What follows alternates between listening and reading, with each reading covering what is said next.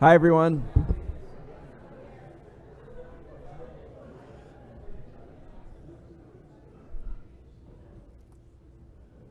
So, welcome to the Laurel Ceremony. I'm Darren Collins. I got a new badge, and that's what it said. I'm the president here. People always ask me, why are you a school of 350 and why the number? And I say, we always, 350, we fit well within our space. And that's usually the case until this ceremony itself, where we feel like we're kind of bulging outside of gates. But welcome.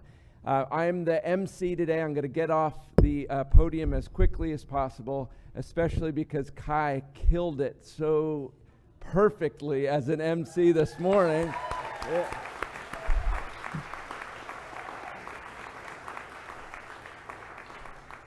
It was a great job, and I don't want to follow you. So we have 5 awards. We're going to go through those awards, and we're going to have a performance, musical performance, and then we have some special ways that we're going to close this out. And I just will say that this is going to be the last year where the Laurel Ceremony works the way it's working now. We will always have a Laurel Ceremony, but we are going to give it a new face. So this is kind of special because I think it's going to be the last time that we do things like this. So keep that in mind, and without further ado, I am going to ask Gordon Longsworth to come and kick us off. Thanks, Gordon.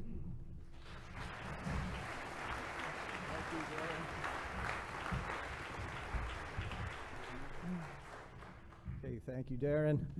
Good afternoon, everyone. I'm Gordon Longsworth, class of 91 and director of the GIS laboratory here. It is my privilege to present this year's Cahey Prize, awarded by the faculty and staff of the Center for Applied Human Ecology. Established in 1991 as an interdisciplinary center at the college, Cahey draws on the expertise of faculty across multiple disciplines. Cahey's mission is to provide students with opportunities to work on real projects that showcase human ecology in action, or what we call applied human ecology. This work started locally, assisting the 4 island towns with their planning process. Projects then expanded off island to the region and have addressed national and to some degree international issues. The Center for Applied Human Ecology is also a place located in the Davis Center, and it houses what is possibly the most important component of applied human ecology, and that is a large table where people convene on a regular basis, have conversations, collaborate, and exchange ideas. Cahey is about projects that emphasize an interdisciplinary approach to problem solving, and this year's recipient has done exemplary work in that spirit. This student has taken courses in economic development, agroecology, GIS, anthropology, community and land use planning, farm and food policy, and his senior project, a rice straw silage experiment and analysis.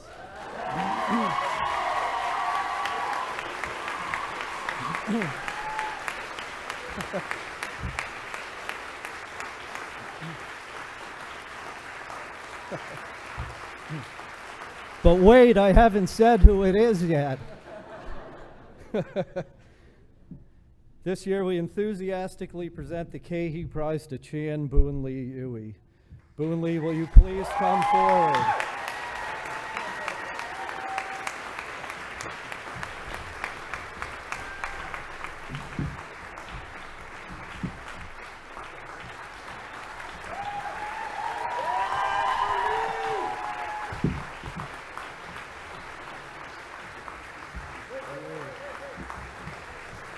Great.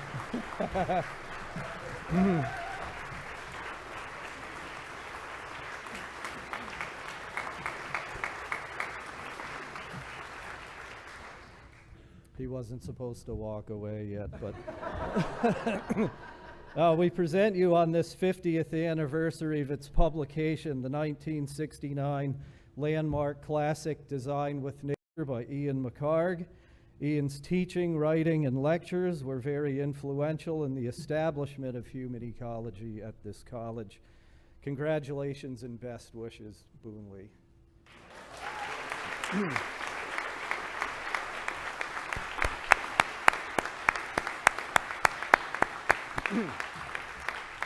And now I'll introduce Dr. John Anderson to present the William H. Drury Prize in Natural History.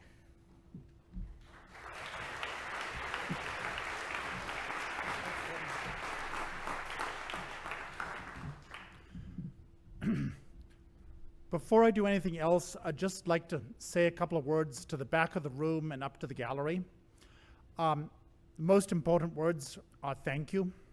So mothers, fathers, aunts, uncles, grands, grandpas, brothers, sisters, friends, family, 2, 4, or more years ago, you entrusted this institution and people like me to take your children and do things to them. And you hoped those things were going to be good. And sometimes they were, and sometimes they weren't. But tomorrow we give back the gift, and you get to see what has become of them.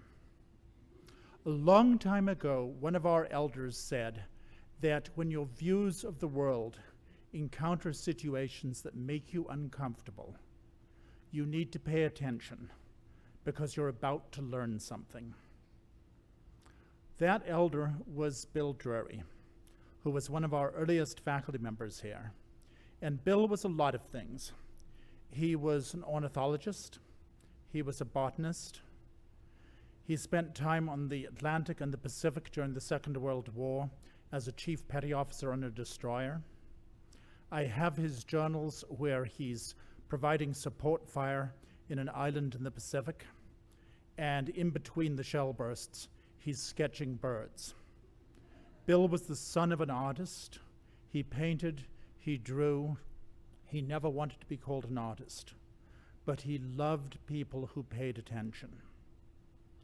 Then he went and did what elders do to you, and he died.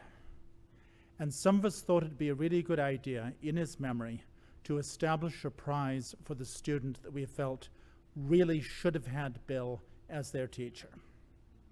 And so that's the William Drury Prize in Natural History.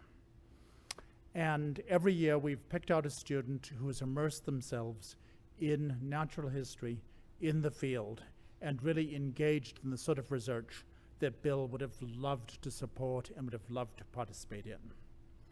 This year's winner took their time getting to us. They didn't just do one associate's degree, they had to do 2. Then they had to think about it a couple of times. And then they finally washed up on this speech. And 2 years ago, 2 wonderful seniors dragged them into my office and dropped them at my feet, rather like Charlie brings in things from the outside, and said, "John, this is Jenna. You need to do something with her." So this year's Drury Prize in Natural History goes to Jenna Schleiner.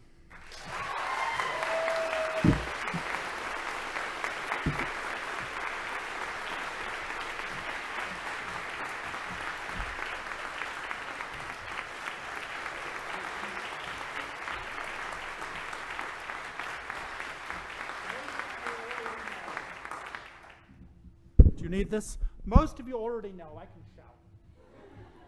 Jenna is a full-fledged field naturalist. Once she got on her feet here, she dived into birds, she dived into natural history. She spent her summer out on great duck, putting radio tags on gulls. That became her senior thesis. The day after tomorrow, she takes off for Alaska, where she starts her master's work on an island at the back of the North Wind, studying kittiwakes. And from there, who knows where it will take her. I think Bill would have loved both the work she did here in Maine, which was very similar to the sorts of things Bill would have done if technology had been there for him. And she's also following his footsteps to Alaska. For 7 years, Bill took students to Alaska, not far from the study site that Jenna will now be working. Thank you all very much.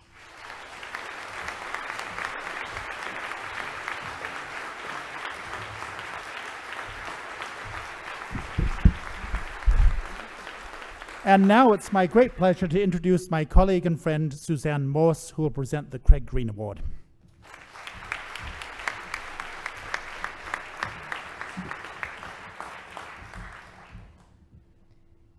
Good afternoon, everyone. And I want to follow in John's footsteps and just say thank you. Yes, thank you for sharing your children with us. It's been such a pleasure. But the other pleasure is, have you noticed how beautiful it is outside? I hope all of you have taken a moment and enjoyed the lilacs, because they are, for you this season, usually they're a little gone by this time, but they are here for you. So please enjoy them. They are lovely. And I can't think of a better thing to do, talk about lilacs and botanists, or Craig Green, who is also one of our elders and was someone completely dedicated to plants. Craig Green was an expert in many things. He studied plant morphology, evolution and diversity, ecology, and the taxonomy of plants. His knowledge and excellence of teaching and enthusiasm for the role of plants in human affairs has inspired many students, at least 2 decades of students. He was also very committed to beautifying our landscape, but also making it educational. So he planted a great number of trees on this campus, unusual trees here, like some taxodiums and a black walnut, which may have disappeared. I hope it hasn't. We have a little conflict over trees here right now on campus as we build a new building. And I think of Craig as we move through this, and I have started many new trees in expectation that we can plant them in his honor. In addition to spending over 20 years of his too short life on the genetics of the shad bush and elucidating the flora of MDI, Craig was also a critical member of both COA and the larger Bar Harbor community. He took great joy in life, whether it was planting trees, birding, canoeing in storms, sharing hikes and bikes and swims, usually with all our clothes on, dinners, breakfasts, darts, and also he was well known as a very famous homebrew man.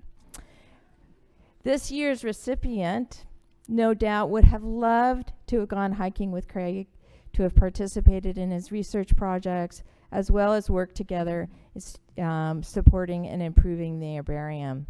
So this recipient is standing here in front of us, and I hope she comes up here, is Jocelyn Richard Daniels.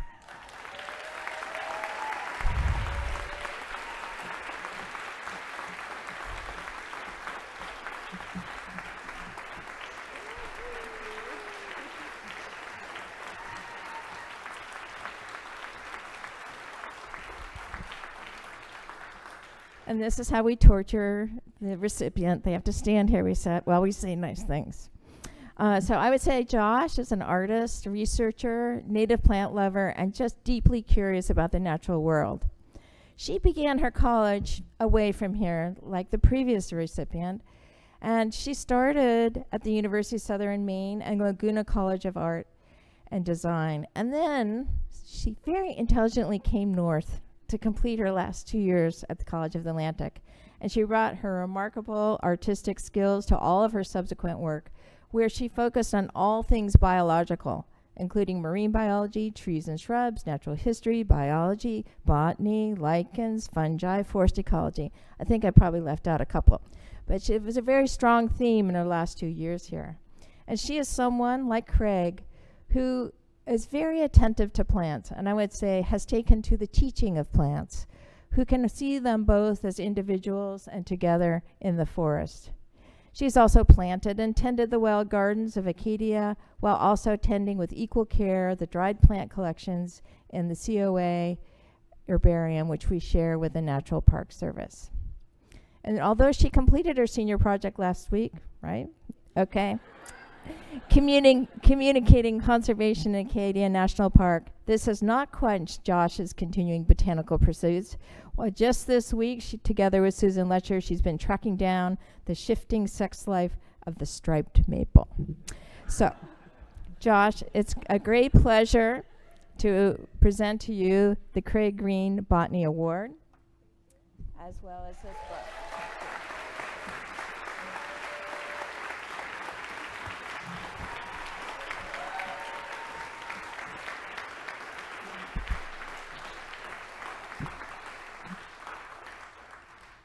It is now my pleasure to introduce Ken Klein to present the Kane Award.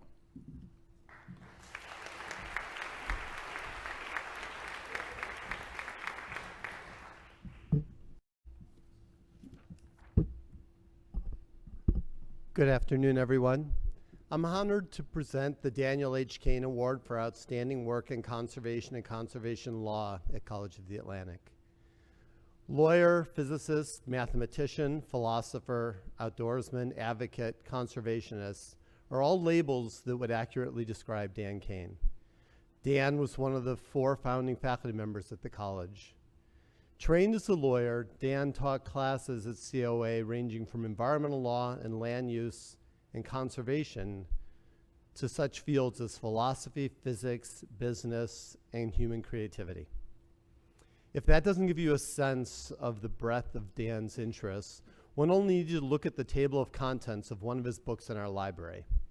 In addition to several accounts of canoeing adventures in Maine and winter on the Allagash, he also wrote chapters entitled Human Ecology as Metaphysics, Nonlinear Analysis of Phaser Devices, Beware of Calculus, and Water Ghosts. Yes, he was a human ecologist.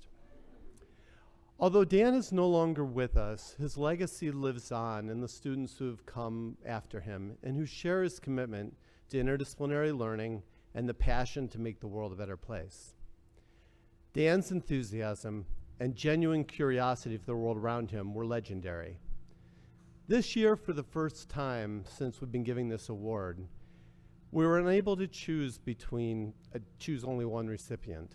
So I'm happy to jointly confer this award on 2 graduating seniors who epitomize Dan's passions. The first of these seniors channels Dan's love for rivers and wild places and his commitment to advocating for those places. Her work at COA has been exemplary, from her role as moderator of the ACM to her lobbying work in Congress on behalf of the Slick Rock Wilderness that she loves in her home state of Utah. Kai Osgopthorpe holds comfortably the paradox of being a desert child while at the same time deeply loving rivers. The title of the collection of essays that formed her senior project really says it all. The title is God is a River Rat and Other Sworn Truths from the Desert Upbringing. The second recipient of the Kane Award has a deep and abiding commitment to social justice and a commitment to making the legal system work for the most marginalized of people. Her senior project on the injustices connected to the proposed Mountain Valley Pipeline in Appalachia is testament to that.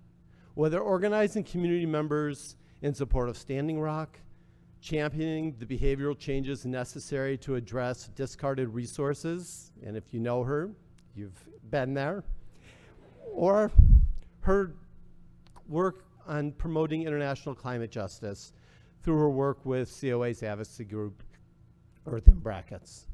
Rachel Goldberg has lived her values and fought for underrepresented groups just as Dan King did. Kai and Rachel, can you come to the stage?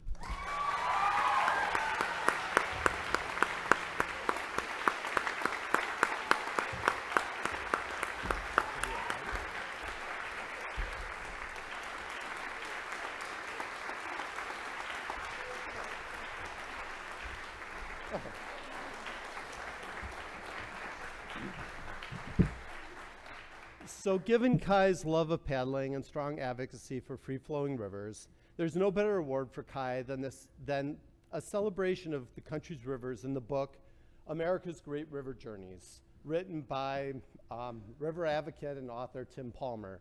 A particularly nice bonus of this is that Kai actually spent a week with Tim Palmer paddling the St. John River in northern Maine and has her picture in this book. So we'll give you this. You can stay up there.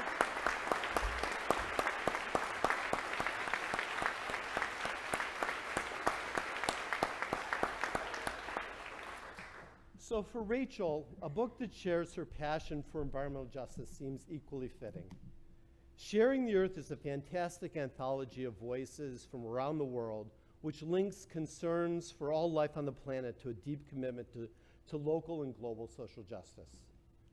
Although Rachel's work is not yet featured in this book, give it time. Second edition, she'll be there. Congratulations.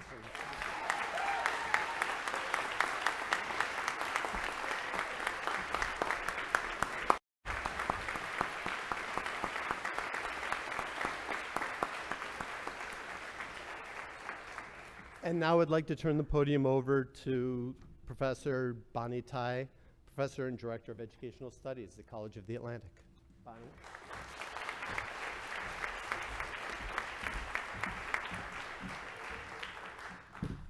Thank you, Ken, and good afternoon, everyone. Congratulations, class of 2019, and all of your supporters in this room. The Educational Studies program at COA serves about a fifth of the student body. A similar proportion of our alumni go into education after graduation. Our conceptual framework is rooted in human ecology. We articulate it in terms of 3 I's: the interconnection, interdependence, and interaction between 6 central relationships: between mind and body, self and other, human and nature, personal and academic, school, community, and theory to practice. Education students at COA come to understand and appreciate the ways in which these relationships inform and impact the quality of experience and of learning and teaching. Therefore, our education students and alumni in many ways embody and enact the college's mission, regardless of where they teach, serve, and continue to learn. Edward J. Mead was a trustee of the College of Atlantic for a number of years and a strong supporter of the Educational Studies program until his death in 1994. For nearly 30 years, Ed was a chief program officer for the Ford Foundation's programs and projects related to youth and improving the quality of public schools. He began at the Ford Foundation in 1960, directing its efforts to improve the professional abilities of teachers, and later directing a public education program that encouraged innovative practices among public school teachers. Each year, an educational studies student or 2 is selected to receive an award in the name of Ed Mead based on their commitment to and excellence in educational studies, demonstrated innovation in teaching practices, and significant contributions in education on or off campus. This year, we're delighted to present this award to 2 recipients, Amy Irving and Leah Rubin.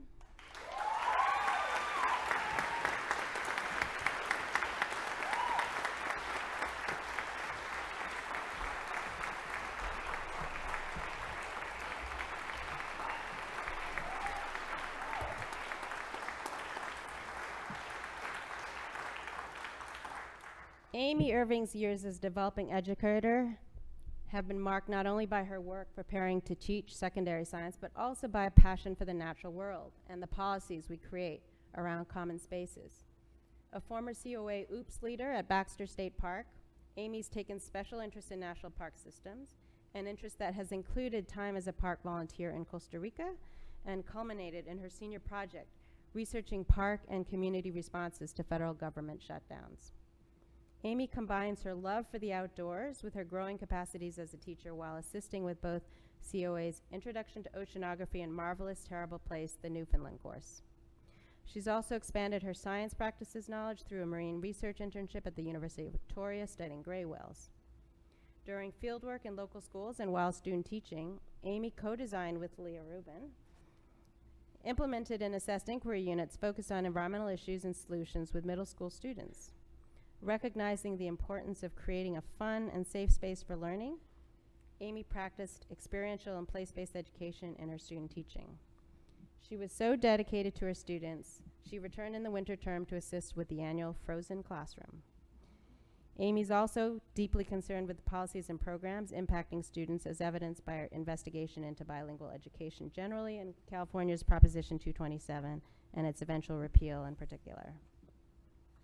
Leah Rubin while at COA, has immersed herself in the study of marine sciences, including spending a summer collecting data on Mount Desert Rock and completing a senior project on the history and social context of anadromous fish ecology. Leah has also studied gender and sexuality in education, philosophy, and graphic design. Her interest in education includes informal learning in museums. She contributed to the Acadia National Park Practicum in celebration of the park's centennial, completed an internship with the Harvard's Museum of Comparative Zoology, and independently studied aquatic species articulation and museum collections conservation. Leah's content knowledge, her experience with and deep commitment to young people, and critical perspectives on learning and teaching result in engaging learning experiences that meet national science standards while also meeting her goals as a social justice educator. A curriculum on invasive species remediation and other environmental issues that she co-designed and co-taught with Amy in a local middle school clearly demonstrated this capacity. Her collaborative integrated unit, co-designed with an English language arts teaching candidate on sexuality, combined life science, health, and English language arts standards by focusing attention on lesser known and often marginalized groups, such as those self-identifying as intersex and LGBTQ, showcasing her ability to integrate diverse disciplinary knowledge, identify common skills, and her willingness to teach controversial topics that are central to adolescence. Please join me in congratulating Amy and Leah.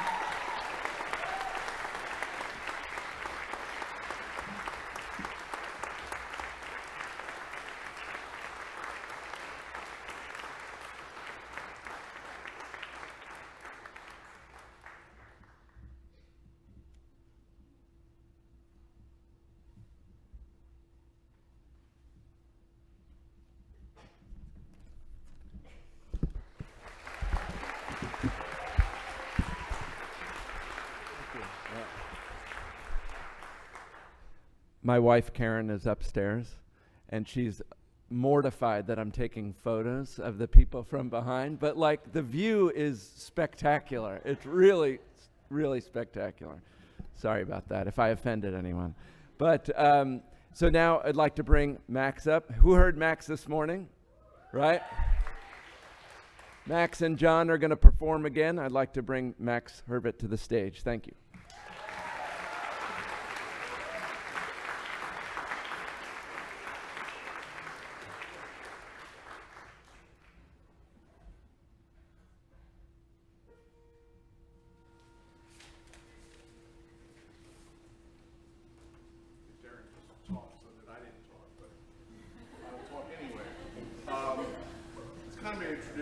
For the graduating seniors that I find some very talented one and write something for them.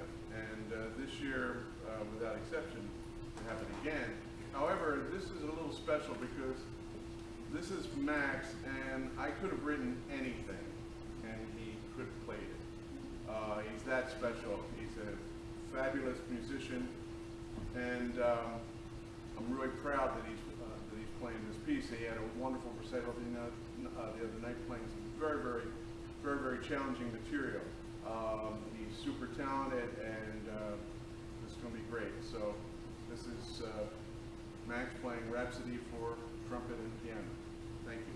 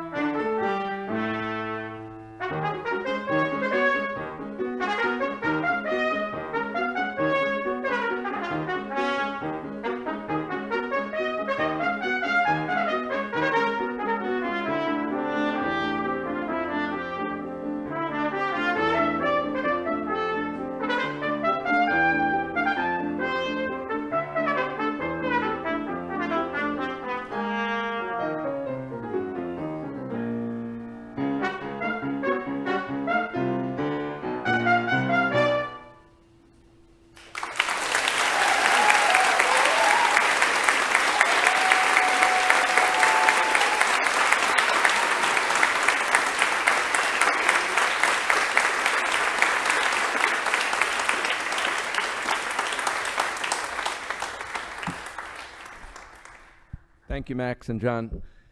So we have a special guest today. We've never done this before, but our guest today is Steve Katona.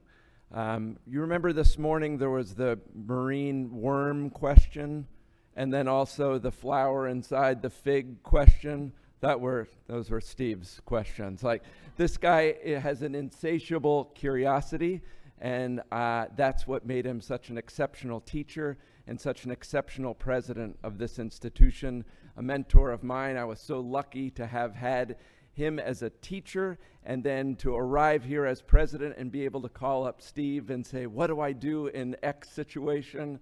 And so it is really my honor to welcome Dr. Stephen Katona for a few words.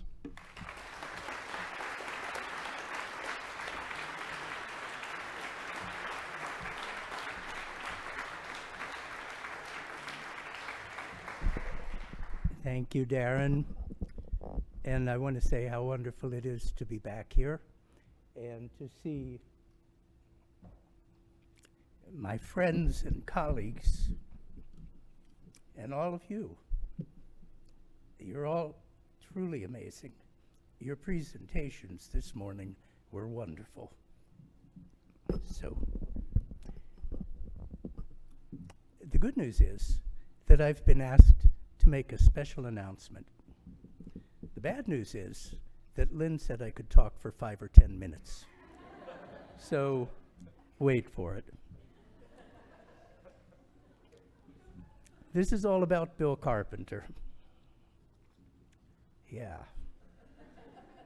Bill is the longest serving member of the College of the Atlantic faculty that there is or could be.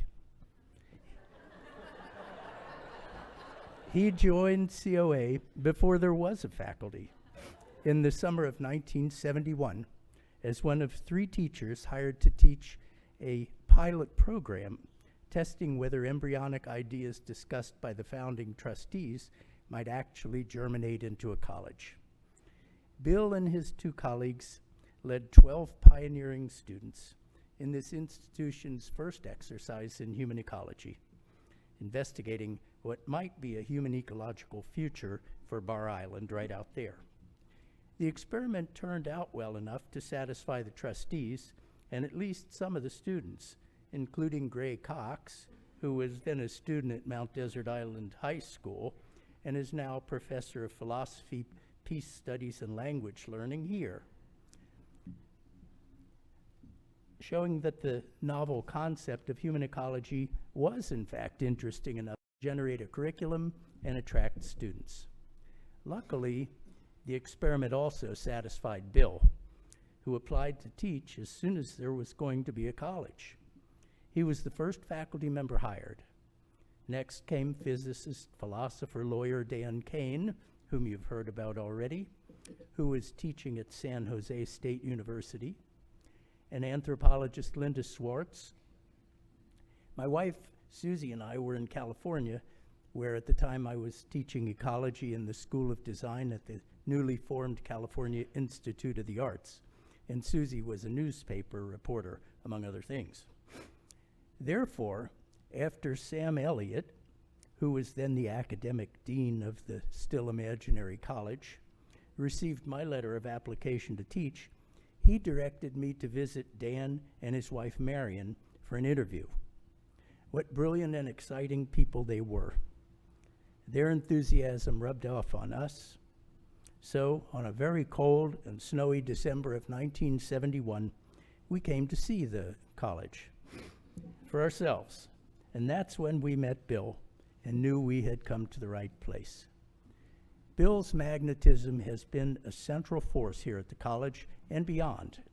He's been a key member of Maine's community of writers, poets, and artists, bringing many of them to campus over the course of his years here.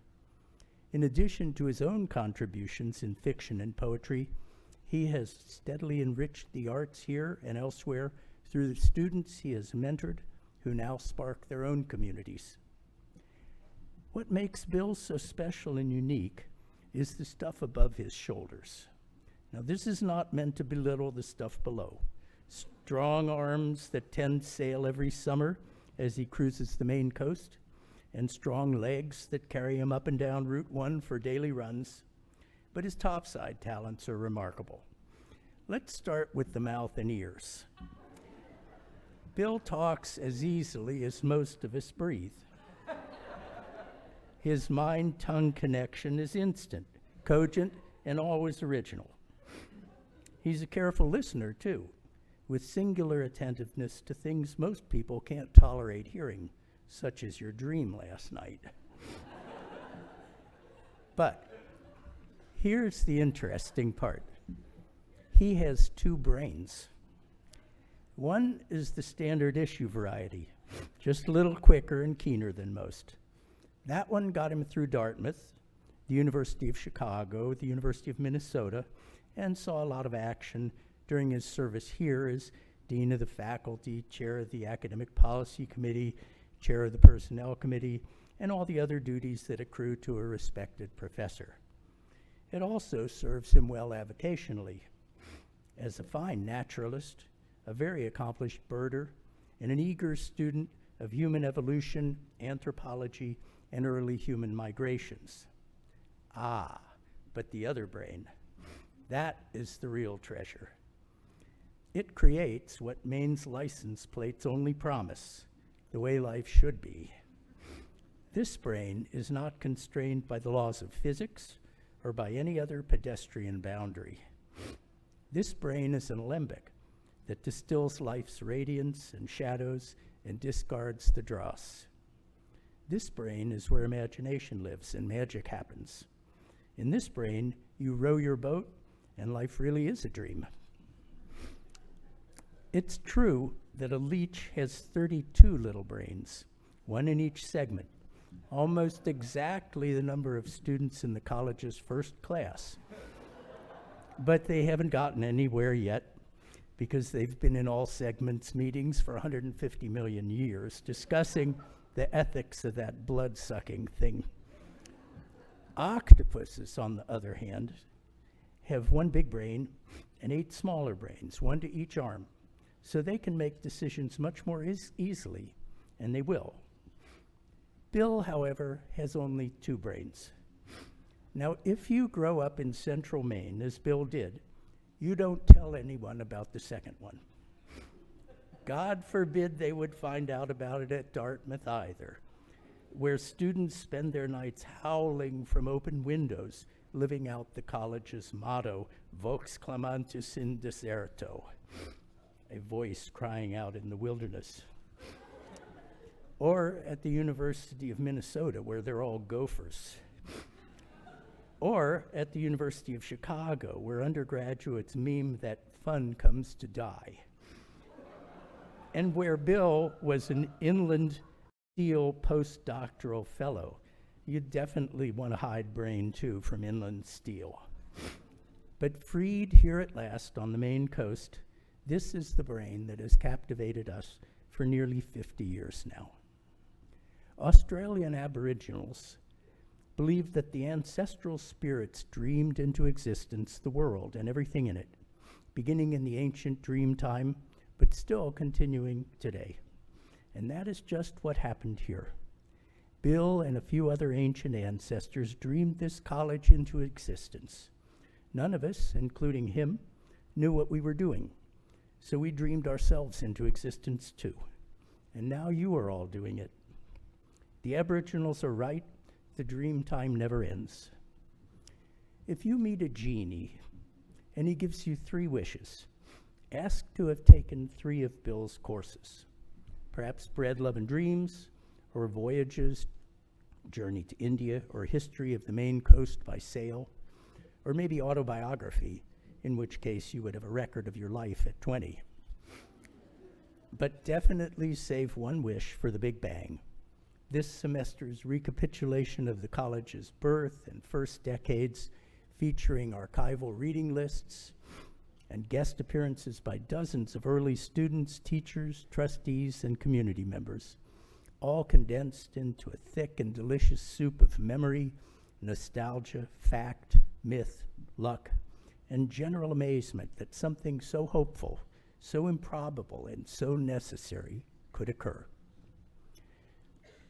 Somewhere right now, an octopus in an aquarium in Boston or Monterey or Shanghai or Dubai is reading one of Bill's poems.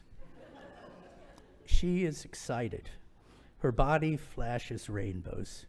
She knows what she must do.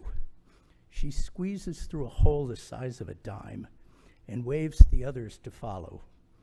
One by one, they sucker their way along a pipe. Nobody notices them leave the building. She leads them to a bookshop. The clerk is checking Instagram and doesn't see them loot the Carpenter W shelf. She leads them out of the shop to a drain where fourth graders have stenciled a helpful message in yellow paint, flows to the sea. She's carrying Rain under one arm, and the other octopuses have books too. The Hours of Mourning, The Wooden Nickel, Keeper of Sheep, Speaking Fire to Stones. She points a tentacle toward the drain, waves her people in, and follows them home. Later they memorize the books, translate them into Cephalese, and speak them to each other in inky circles. In time, they will contact a young marine biologist at College of the Atlantic. Her name will be Charlotte. She will have studied octopuses since birth, and they will be the topic of her senior project. She will learn their smoky language.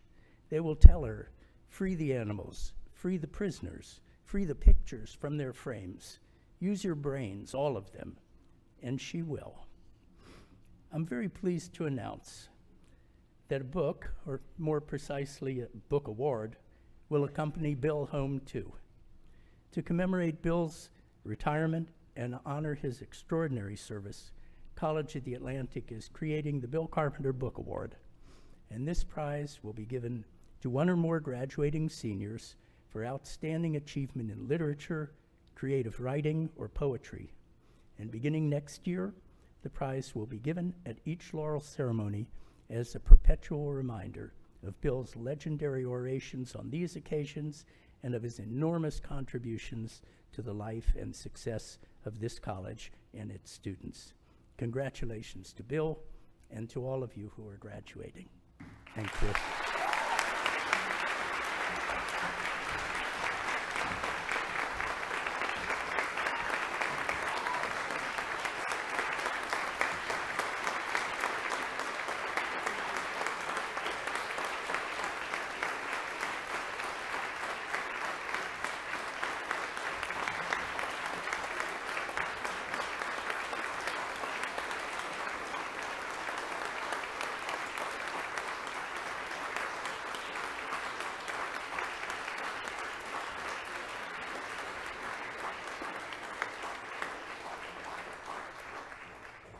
Well, Steve, thank you very much. Who would have thought? Who would have thought that December that we all were here in 1971, and you and I still don't quite know how you and I ended up in the same room waking up, but who knows? You know, it was everything was different. Anyway, and exchanged our dreams on you. You said, I have a dream, and I'd forgotten what the content was, but that was the first dream work that I ever did at the college. Was working, you know, in the middle of the winter with no college existing, and who knows what the dreams were that we had, but they seemed to be probably maybe something like this.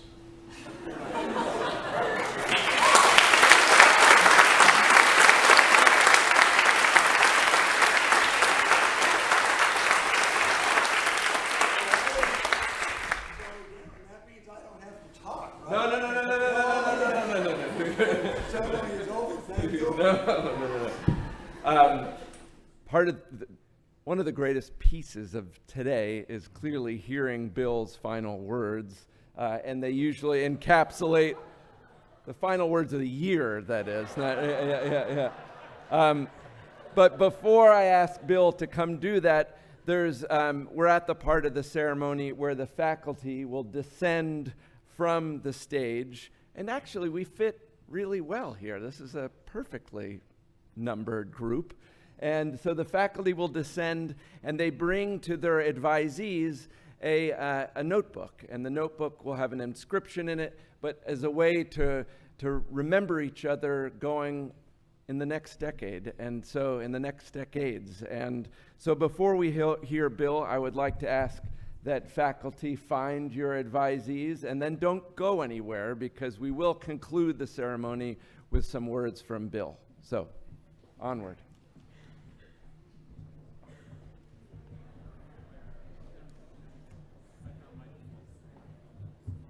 Steve, that was very kind. I never expected anything like this. And you also managed to get a poem in there. That was very nice. That's pretty, it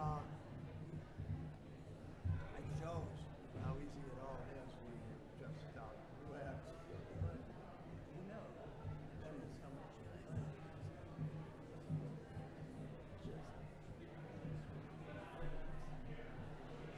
But you know what was a fun time we had back then? I have to say, because I remember just winding up that staircase. I was so happy to go to work. It was unbelievable. Well, you're going to miss it. Yes, I'll miss it. But you always have this place, both of you. Well, yeah, that's true. And Maybe we'll set up offices. well, we're gonna push for some little kid a tear. Would be nice to have something if we, because came back to teach or something like that. A class could have a place to put our feet down. Not that we would each occupy one, but one shared space or past things. It might not be so large. There's a little closet in which Cliff might go. That might be clear. It's a janitorial closet. Could fit somebody in there. Am I going to be next? And I put stuff down here. Okay. Yeah. Okay. I got to go. Fine. What did they get? Like moleskin? Yeah. What great students.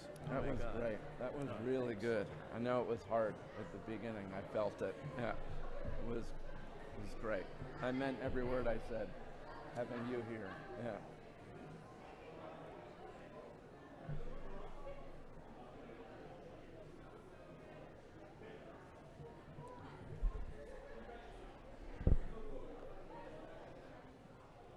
Bill, are you about ready? Oh yeah, Well, it'll be a nice day tomorrow. Yeah. Thankfully. Yeah. And they're not even working out in front of the college. And No. Of course, now they're working it back. Yeah, I know. I thought Jolie Lee's stuff was really something. Yeah. Awkward silence for 1 second. I'm gonna walk down. Yeah. He went to, I don't know where he went.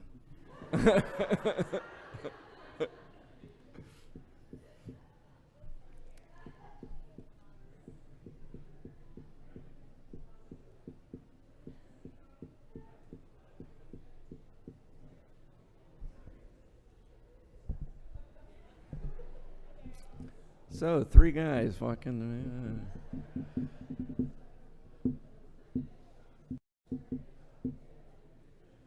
Oh.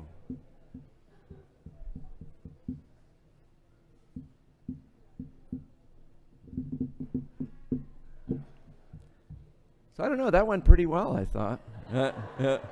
Maybe we shouldn't change anything. It went pretty smoothly.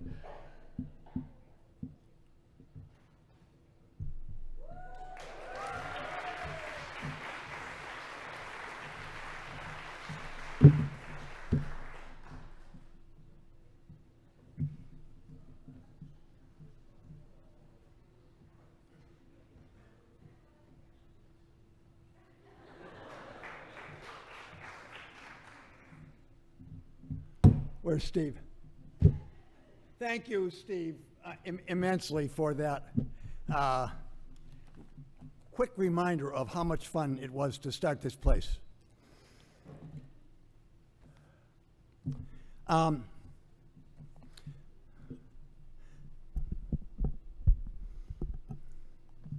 Some people make it through COA in the normal 4 years. and some not so normal take a bit longer. In my case, I entered as a first year back in the summer of 1971, and it has taken 48 years to finish up. I posed as a professor to get my foot in the door, but in fact, I was an undercover student coming for an education. I will be happy to line up tomorrow with the highly accomplished COA class of 19, whom I first encountered in the amazing fiction tutorials of 2016, and they were already so precociously creative, it was my aspiration to graduate with them. I was living on the south side of Chicago when I received an offer from this non-existent college on the coast of Maine. I was so excited to be working with real scientists in a school of ecology, I immediately drove to Marshall Fields and bought a microscope. I ran downstairs to the service alley behind our apartment and dipped out a cup of hideous standing water and put a drop under the lens, and honest to God, it was swarming with squirming organisms. I felt like Anthony Van Leeuwenhoek. My own alley full of unsuspected hidden life forms, including me. A PhD in a human university struggling in my globular drop with my own kind in the same way. It was a transdisciplinary moment, and I was hooked. I was already tired of the workforce, and now I was headed back to school. I've learned more from my students than they ever imbibed from me, and with any justice, I should have returned my salary to the peanut butter jar. As to my faculty colleagues, I've tried to siphon off some of their erudition by team teaching every chance I got. I've taught with Father Jim Gower and Dick Davis, Sam Elliott, Steve Katona. Steve, do you remember that? The winter in we did on the future? Steve Katona, and here it is. And Carl Ketchum and Etta Kralovec. These are the people I've team taught with, and every one of them has been in education. John Visvader and Rich Borden and Joanne Carpenter, Doug Barkey, Drew Colbert, and Heath Cabot, and with John Anderson more times than I can count. We sometimes snarl and growl at the edge of our territory, but the only way we can break through the disciplinary barrier is to collaborate with someone from a different species. I first came to MDI after Christmas in 1970. I met Father Jim Gower and Ed Kalber in the parish house of the Roman Catholic Church. Then they took me to the grounds of the old Oblate Seminary, where this whole beautiful campus was buried under the future like a frozen dream. I felt like a candidate for the priesthood, so I reminded them I was no longer a virgin and that I already had a wife and child. But there's a visible trace of the old oblates in our genetic profile, if I can put it that way, and more than a trace of Father Jim. The church was an idea that structured our civilization for 2,000 years, and its replacement will have to be equally large and universal if we are to survive. The oblates prepared the way by repurposing an old estate for worship and education. They held their services with incense and Gregorian chant where we had our ACMs. We also borrowed a cup of their focused monotheism in the secret recipe for our single major human ecology. American colleges in the 1960s had a crisis of meaninglessness and irrelevance that by the end of the decade erupted into violence and chaos. I came here from a university that was occupied, shut down, and silenced by its own students in 1969. Our urgent mission, and I mean COAs, our urgent mission was to restore meaning to a system that had lost its way. The first step was to puncture the myth of human privilege and accept the equal interdependence of all life, including us. The college founders gave us a unifying aesthetic by choosing the most beautiful location in the world. The ACM, in its wisdom, turned down the temptation of a brand new hilltop campus and reaffirmed this awesome setting where the ocean reminds us of our own depth and infinity every day. I will always remember Dan Kane defining human ecology in Whitehead's terms as a condition where every single thing in the universe is in constant vibrating prehension of every other thing. I'm not sure that would even be allowed these days. But back then we rose right off our seats when he described it. This term in our Big Bang class, Cam Hunt wove the image of human ecology into a circular rainbow tapestry the size of a blackboard, with dazzling colored strands of individual thought threaded into the big picture, just as Rock Caivano drew it 40 years ago. In 1972, COA started from zero with 32 students and 4 faculty, and a consultant from Williams who told us all you need is a log with a teacher and student at either end. So we put 4 white pine logs on the north lawn, a faculty member on one end, a student on the other, and meanwhile the other 28 students held an ACM to figure out a better way.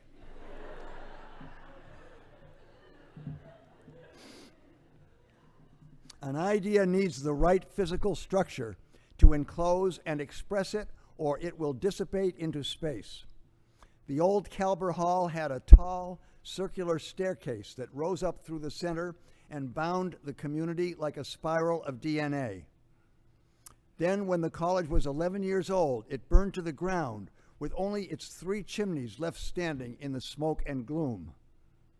The idea dispersed to a handful of makeshift locations, and some even doubted its survival, but it emerged with intensified strength and purpose from what it had endured. As it evolves and enlarges, it determines the physical forms it needs. Next year, that cavity in the earth over there will be a completed and occupied academic center, but the idea will always be under construction. The new COA housing plan is to acquire all the condos and townhouses from here to the ferry terminal and furnish them with goodwill from Goodwill for the students, and then swap out for upscale furniture when the tourists arrive.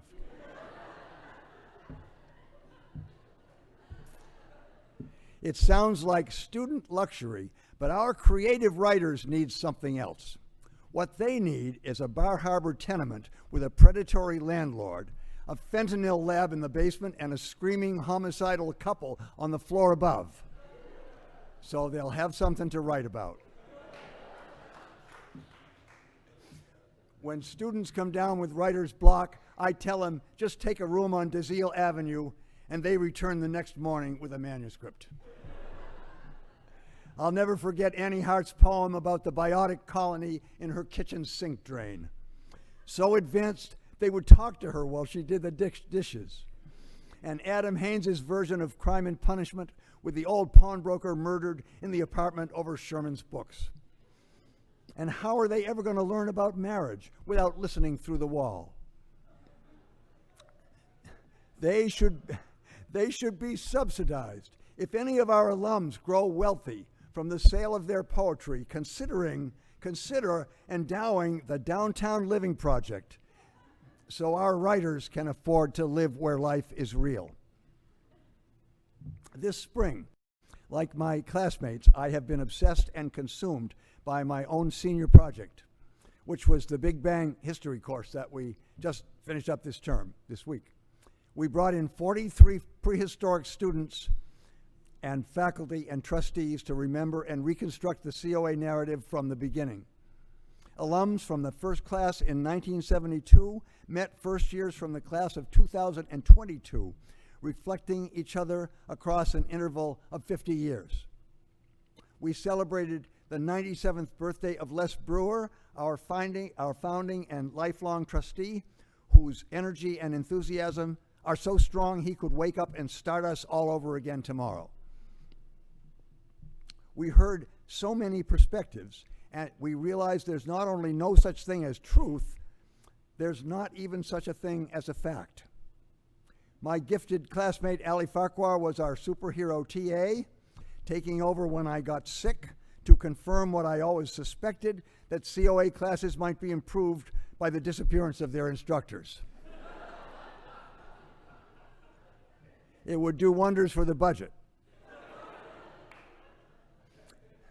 And all the time, Allie was working on her own wondrous, strange senior project, a recombinant bestiary of fox guitars, nightmare tigers, fur-covered Kias, and skeletons that felt like a whole semester of bread, love, and dreams. No one should retire alone if they can avoid it, and I'm heading for the next life in good company. Andy Griffiths, John Visvader, and Bruce Tripp. Come to think of it, exactly the three people I would want with me if I were starting another school. I've worked with Andy Griffiths in and out of the Personnel Committee since 2004, when he arrived as a gift from the normal world. He has gracefully adapted to our eccentricities and has refined the human ecology of money to an art form. He has streamlined and updated our antiquated systems without losing respect for their origins. Plus, he even steered us for a while as COA's president without either altering course or running the ship aground. Andy is a few moons older than I am, and I thought I might outlast him, but as frequently happens, he proved me wrong. I wish him great success in his retirement, though I now suspect it was just a trick to get me out of here.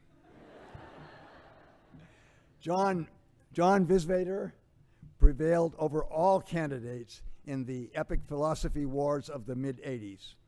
He is the only faculty member who has endured 2 complete searches with 2 different search teams and candidate pools with hundreds of philosophers in each one, and rose to the top in both. John came down from his remote hermitage in the 100-mile wilderness, like thus spake Zarathustra, to join the world as COA's philosopher. His knowledge and practice of Eastern thought have doubled the wingspan of human ecology. And besides Eastern thought, he also knows everything else. I have always counted on John to provide our students with a gravity they may not be able to find in Witchcliff, at least on the lower floor. His last gift to me, exactly a year ago, was the simple question of a philosopher. He said, "Bill, are you going to retire, or are you planning to die with the chalk in your hand?" I realized I much preferred the former. His question clarified a decision when all I could do was walk around perplexed. I can't imagine the landscape of COA without Bruce Tripp behind the wheel of something, who on so many winter mornings has been the first welcoming face I've seen through a snowplow window, or walking behind his orange Kubota like a Coast Guard icebreaker so I can get to class. Bruce is a native of Otter Creek and one of those who anchor us to Mount Desert Island and the state of Maine. His commitment to COA's mission is unconditional. I'm honored to have him as a classmate, and also to acknowledge and thank the whole infrastructure staff of this institution. They keep us plowed out and organically stuffed. They keep our buildings warm and the water in liquid form when it's 10 below. They keep our computers protected from satanic hackers, our evaluations accurately recorded, our gardens resplendent, our books balanced, circulated, and shelved, our research vessels afloat as they should be and not on the ocean floor. There's nobody that just works here. And as far back as I can remember, they never have. I'll tell you, and Steve, I don't know if you remember this, I'll tell you, one of the dead on arrival bad experiments of the first year was when ACM voted that the faculty had to clean and maintain their own office space in the servants' wing of the old Calber Hall. There are no words for how fast things went downhill. Before the term was over, we had a warning from the Board of Health, and we were finally rescued by Big Al Stork along with B&G. When I arrived to teach in June 1971, the first human I saw was Miller Georgie with a lawnmower, and the second was Ann Peach offering me a loan from the peanut butter jar, a loan which has lasted me all this way.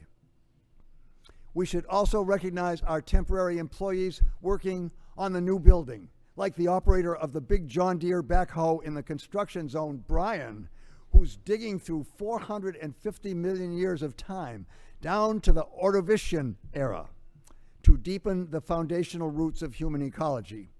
But he has not yet reached the bottom of it, and he never will. In the beginning, Ed Kalber couldn't imagine that any faculty member would want to stay more than a few years. But in fact, we have more longevity than the Supreme Court.